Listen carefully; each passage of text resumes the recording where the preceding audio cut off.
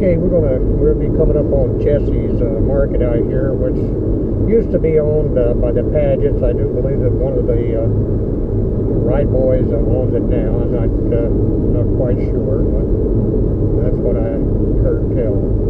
So we're going to make a left-hand turn right here before the fire station, and we'll pick up old Highway 42, which is going to take us up around Beatty Swamp, and home by Andrew Parsons' place. He had an old country store there a long time ago,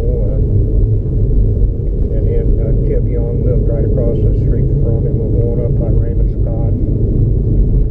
Walter Reeser's old place, and one of the places that we lived at, when growing up here in Tennessee.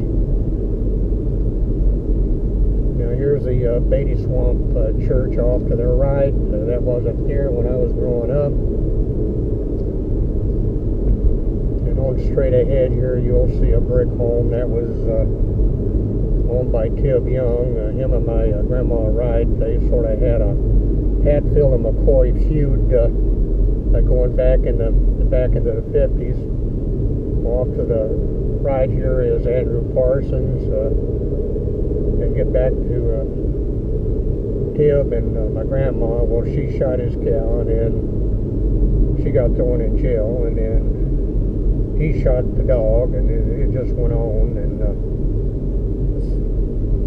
to the left here was Raymond Scott's old store. Here's Walter Reeser's place, and then off to the left here was one of the places that we grew up,